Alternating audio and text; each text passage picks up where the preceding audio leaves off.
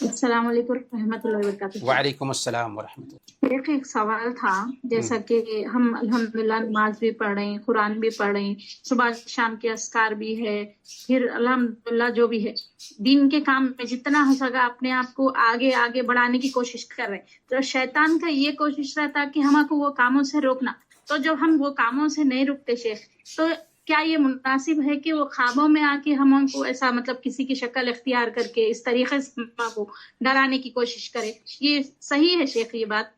ایسا ہو سکتا ہے۔ جی دیکھیں اصل میں شیطان کیا ہے، شیطان اگر زیادہ قابو پا لیتا ہے تو ایسا بھی کر سکتا ہے کہ انسانی شکل میں بھی وہ آ جاتا ہے ہمارے سامنے میں اور ڈرانے لگتا ہے۔ اس وقت ہوتا ہے جبکہ شیطان ہمارے اوپر بہت زیادہ قابو پا چکا ہے۔ لیکن اگر شیطان کا حربہ ہمارے اوپر کمزور ہے، جیسے ہم بہت نیک ہیں، دین سے تعلق ہے، لیکن کبھی کبھار کوتاہی ہو جاتی ہے، تو شیطان اب ایسی حالت میں وسوسہ ڈالتا ہے یا خواب میں غلط خیالات پیدا کرتا ہے۔ ایسا ہوتا ہے تو خواب میں غلط خیالات پیدا کرے گا، ڈرائے گا، اس طرح کی چیزیں ہوتی ہیں، شیطان ویسا کرتا ہے۔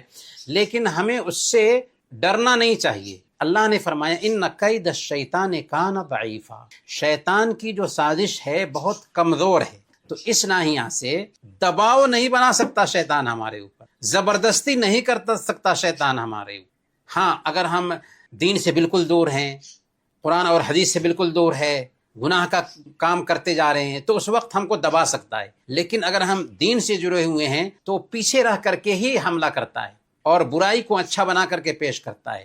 تو کبھی بھی شیطان کے وساوس کو اپنے لیے پریشانی کا سبب نہیں بنانا چاہیے۔ یہ سمجھنا چاہیے کہ شیطانی وسوسہ ہے، وہ جاتا رہے گا۔ جب ہم مضبوط ہوتے ہیں نا تو شیطان کمزور ہونے لگتا ہے۔ خاص طور پر 5 وقت کی نمازوں کی پابندی کرنا، ذکر کا اہتمام کرنا، قرآن کی تلاوت کرنا، جب اذکار و اوراد کا اہتمام کرتے ہیں نا تو شیطان کا حربہ کمزور ہونے لگتا ہے۔ جب اس میں کوتاہی ہونے لگتی ہے نا تو شیطان پیچھے لگنے لگتا ہے۔ تو ہمیں شیطان کو پیچھے کرنا ہے تو ہمیں مضبوط ہونا ہوگا دین کے اعتبار سے۔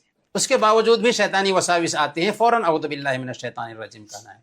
وَإِمَّا يَنزَغَنَّكَ مِنَ الشَّيْطَانِ نَزْغٌ فَاسْتَعِذْ بِاللَّهِ مِنَ الشَّيْطَانِ الرجیم، فوراً اعوذ باللہ من الشیطان الرجیم کہنا ہے اگر کسی طرح کا وسوسہ آتا ہے۔